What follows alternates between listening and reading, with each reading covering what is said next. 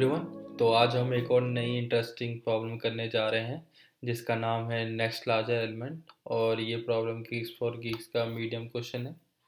तो चलिए हम प्रॉब्लम स्टेटमेंट देखते हैं। तो प्रॉब्लम स्टेटमेंट कह रही है कि given an array A of size N having distinct element, the task is to find the next greater element for each element of the array in order of their appearance in the array. तो हमें एक array दे रखी है जिसका size है n और इसमें सारे एलिमेंट डिस्टिंक्ट है, मतलब कि कोई भी एलिमेंट सेम नहीं, दो एलिमेंट सेम नहीं होंगे, सारे डिस्टिंक्ट एलिमेंट है। अगली स्टेटमेंट कहती है कि next greater element of an element in the array is the nearest element on the right which is greater than the current element. मतलब कि हमें जो एलिमेंट है उसका ग्रेटर एलिमेंट जस्ट उसका राइट फाइंड करना है। जैसे वन का ग्रेटर एलिमेंट तो इस एरे में 3 और 4 दोनों हैं, लेकिन वन के लिए हमें इसका आंसर 3 देना होगा, क्योंकि 3 इसके जस्ट राइट में, मतलब कि पहले आ रहा है। तो और 3 का जस्ट ग्रेटर इसके राइट में 4 है, और 2 का जस्ट ग्रेटर इसके राइट में 4 है। और एक और स्टेटमेंट कह रही है कि if there does not exist next greater of current element, then next greater element for current element is -1.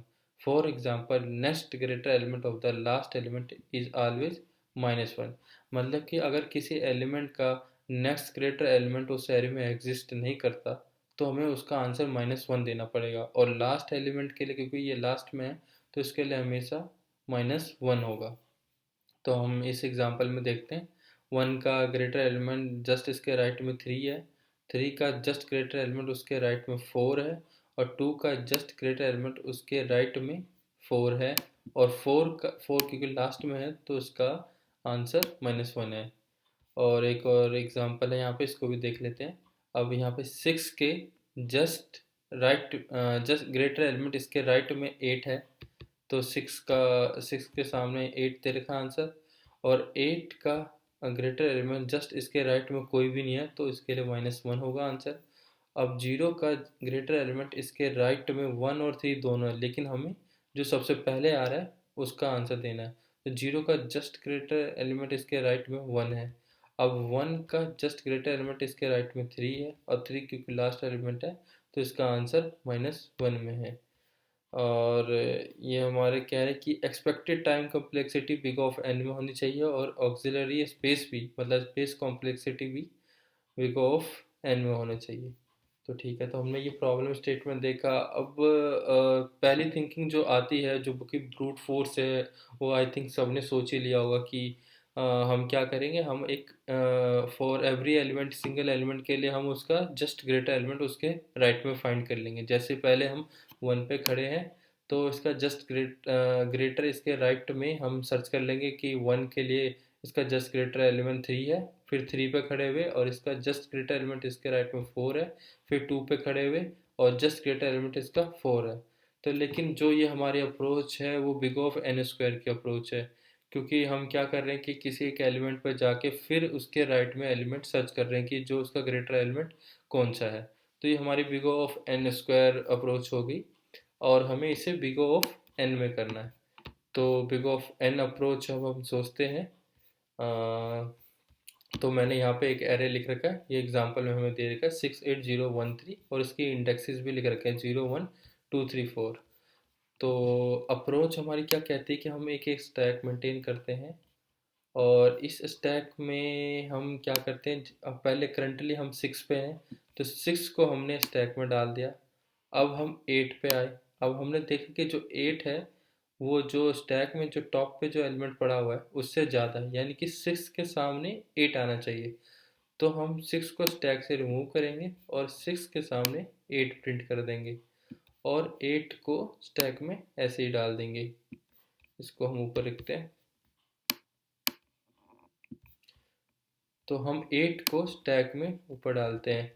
अब हम 0 पे आए, 0 पे हमने देखा कि ये 0 जो है स्टैक के टॉप के एलिमेंट से छोटा है, तो ये 0 है स्टैक में एज इट इज रहेगा।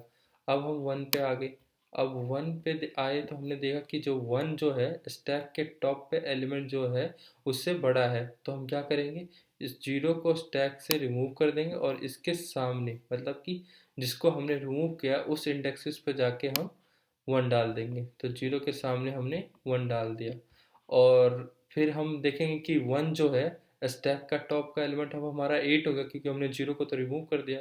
लेकिन जो ये स्टैक का टॉप का जो एलिमेंट है वो हमारे करंट एलिमेंट से बड़ा है, तो हमें कुछ नहीं करना और 1 को ऐसे एज इट इज ही स्टैक में डाल देना।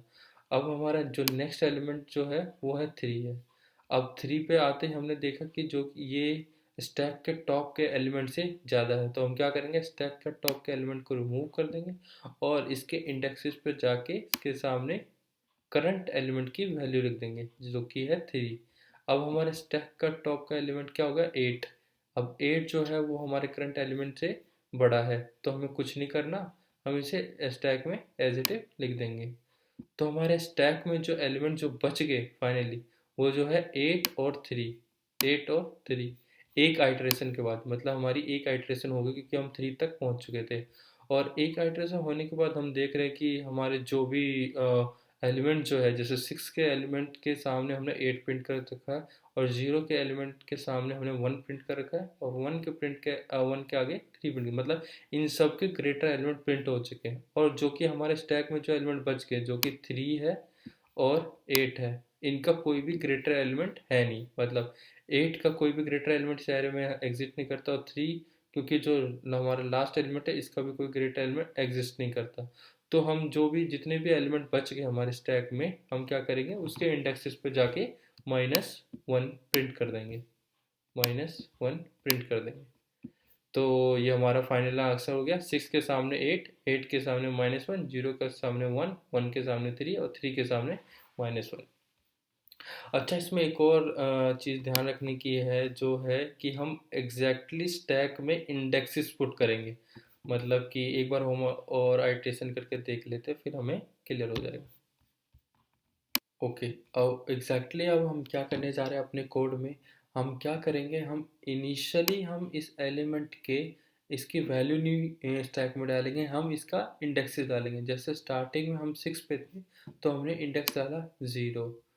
अब हम नेक्स्ट वैल्यू हमारी 8 है और जिसका इंडेक्स है 1। अब हम देखेंगे जो स्टैक के टॉप पे जो इंडेक्स की जो वैल्यू, मतलब स्टैक के टॉप पे अभी इंडेक्स की वैल्यू 0 है, इंडेक्स है 0 और इसकी वैल्यू जो है 6, वो करंट के इंडेक्स की वैल्यू, यानी करंट का इंडेक्स क्या है 1 की वैल्यू, उसकी वैल्यू क्या 8, वो इससे बड़ी है। तो हम क्या करेंगे, जो भी स्टैक के टॉप पे जो इंडेक्स होगा वहाँ पे जाके करंट के इंडेक्स की वैल्यू डाल देंगे, यानी कि 0 के इंडेक्स की वैल्यू के सामने करंट इंडेक्स की वैल्यू, जो कि करंट इंडेक्स क्या है 1 और उसकी वैल्यू क्या है 8 डाल देंगे और इसको स्टैक से रिमूव कर देंगे। अब 0 को रिमूव कर दिया तो अब हम करंट इंडेक्स स्टैक में ऐड कर देंगे। अब हमारा नेक्स्ट जो एलिमेंट है वो है 0 जिसकी इंडेक्स है 2। अब हम चेक करेंगे कि जो हमारा स्टैक के टॉप पे जो इंडेक्स की जो वैल्यू है वो है 8 और वो करंट के इंडेक्स की वैल्यू से बढ़िया है, हमें तो कुछ नहीं करना, हम इसे बस स्टैक में ऐड कर देना है। तो हमने स्टैक में इंडेक्स 2 डाल दिया। अब हमारा इंडेक्स है 3 जिसकी वैल्यू है 1। अब हम फिर से चेक करेंगे, अब हमारे स्टैक के टॉप की इंडेक्स की जो वैल्यू है 0 जो कि करंट के इंडेक्स की वैल्यू से छोटी है। तो हम क्या करेंगे, हम सेकंड इंडेक्स पे जाके करंट इंडेक्स की वैल्यू डाल देंगे। जो करंट इंडेक्स हमारा 3 है तो सेकंड इंडेक्स पे जाके वैल्यू 1 डाल देंगे और इसको स्टैक से रिमूव कर देंगे। अब हमारे स्टैक के टॉप पे जो एलिमेंट है वो है 1, इंडेक्स है 1। अब हम इंडेक्स 1 पे गए जो कि जिसकी वैल्यू है 8। अब हम 8 को 1 से कंपेयर करेंगे। अब हमने देखा कि 1 जो है 8 से छोटा है, हमें कुछ नहीं करना, एज इट इज इसके इंडेक्स को स्टैक में ऐड कर देना है।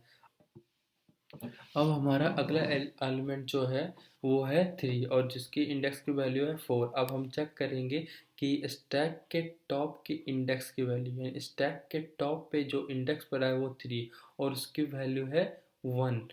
अब ये 1 जो है वो हमारे करंट के इंडेक्स की वैल्यू से छोटा है, तो हमें क्या करना है, इसके इंडेक्स पे जाके, यानी कि स्टैक के टॉप के इंडेक्स पे जाके करंट के इंडेक्स की वैल्यू डालनी है। तो 1 के सामने हम 3 डाल देंगे और इसको पॉप कर देंगे। अब हम फिर से चेक करेंगे, दोबारा से वाइल लूप है हमारा। हम चेक करा हमने करंट स्टैक के टॉप की इंडेक्स की वैल्यू है, स्टैक के टॉप पे अभी क्या पड़ा है, वन इंडेक्स की वैल्यू जो है 8 है। अब 8 जो है वो हमारे करंट के इंडेक्स की वैल्यू से बढ़ रही है, तो हमें कुछ नहीं करना, इसे स्टैक में डाल देना है। अब हमारी एक आइटरेशन पूरी हो चुकी है। एक आइटरेशन पूरी होने के बाद अब हम देख रहे हैं कि हर एक एलिमेंट का उसका ग्रेटर एलिमेंट प्रिंट हो चुका है। जैसे 6 का ग्रेटर एलिमेंट 8 प्रिंट हो चुका है, 8 का ग्रेटर एलिमेंट कोई है नहीं तो प्रिंट नहीं हुआ। 0 का ग्रेटर एलिमेंट 1 है, 1 का ग्रेटर एलिमेंट 3 है और 3 का कोई भी ग्रेटर एलिमेंट है नहीं तो प्रिंट नहीं हुआ। और हमारे स्टैक में है जो वो एलिमेंट बच गए जिसका कोई भी ग्रेटर एलिमेंट एग्जिस्ट नहीं करता। तो हम क्या करेंगे, इनके इनके इंडेक्सेस के सामने जाके -1 प्रिंट कर देंगे, -1 प्रिंट कर देंगे। तो ये हमारी अप्रोच होगी। अब हम इसे कोड करते हैं। तो ये हमारा सैम्पल कोड दे रखा है और हमें इसे एक वेक्टर रिटर्न करना है आंसर में। तो चलिए कोड करते हैं। तो पहले तो हम एक वेक्टर आंसर वेक्टर भी बना लेते हैं, लॉन्ग आंसर वेक्टर बना लिया। और हमें एक स्टैक भी मेंटेन करना पड़ेगा, स्टैक हमने मेंटेन कर लिया। अब हम एक फॉर लूप चलाएंगे। फॉर लूप क्यों चलाना है, हमें एक आइट्रेशन करनी है। For int i equal to 0, i less than size of the array. अब हमें करना क्या है, अब हम इनिशियली जैसे इंडेक्स स्टार्टिंग इंडेक्स पे पड़े हैं, हमें क्या करना है, हमें हर एक करंट इंडेक्स को तो स्टैक में तो डालना ही है। तो हम स्टैक में जो है हमेशा करंट इंडेक्स डाल ही रहे हैं। उसके बाद हम क्या चेक कर रहे हैं, उसके बाद हमें चेक करना है कि एक वाइल लूप लगाएंगे। हम वाइल लूप लगाएंगे। इस वाइल लूप में है हम कुछ कंडीशन लिखनी है। हमें क्या कंडीशन लिखनी है कि जो हमारा करंट इंडेक्स की जो वैल्यू है वो स्टैक के टॉप के इंडेक्स के वैल्यू से बड़ी है या नहीं। तो हम चेक करेंगे while array stack dot top, अगर ये वैल्यू छोटी हुई करंट इंडेक्स की वैल्यू से, तो हमें क्या करना है, आंसर वाले एरे में हमने एक छोटी सी गलती कर दी। हमें यहाँ पे हमें इसका साइज फिक्स करना पड़ेगा आंसर एरे का, क्योंकि हमें साइज दे रखा है, इनपुट एरे का साइज n है, तो हमें आंसर को भी n साइज करना पड़ेगा। तो हमने n साइज का कर दिया। और अब हम क्या करेंगे, अब आंसर ऑफ करंट इंडेक्स क्या होगा, जो कि स्टैक का टॉप हो गया, पे जाके करंट की वैल्यू डाल देंगे और उसको स्टैक से रिमूव कर देंगे। ये हमारा हो गया, स्टैक में हमने वैल्यू डाल दी। और एक और चीज़ इसमें, एक कंडीशन और है वाइल लूप में, कि हम जब ये चेक कर रहे हैं स्टैक डॉट टॉप का, हमारा स्टैक खाली नहीं होना चाहिए, वरना ये कंडीशन गलत हो जाएगी और सेगमेंटेशन फॉल्ट आ जाएगा। अब हमारा ये फॉर लूप खत्म हो गया, मतलब कि हमने सारे ग्रेटर एलिमेंट प्रिंट कर दिए। अब जो स्टैक में जो कुछ वैल्यू बच गई होगी, अब उस पर भी, उस इंडेक्स पे भी जाके हमें -1 प्रिंट करना है। तो एक और कंडीशन लगेगी कि जब तक स्टैक खाली नहीं हो जाता, क्या करो तुम, स्टैक के टॉप पे जो भी इंडेक्स पड़ा है ना, वहाँ पे जाके -1 डाल दो और पॉप कर दो। तो हमने ये कोड ले दिया और लास्ट में हमें अपना आंसर एरे रिटर्न करना है। अब चलिए इसको चला के देखते हैं।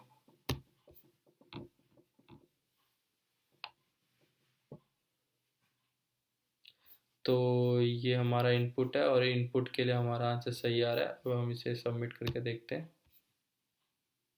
तो ये हमारा आंसर करेक्ट आंसर दिखा रहा है और एग्जीक्यूशन टाइम भी काफ़ी अच्छा है। हमने बिग O ऑफ n में इसे सॉल्व करा है और बिग O स्पेस कॉम्प्लेक्सिटी भी बिग O ऑफ n है।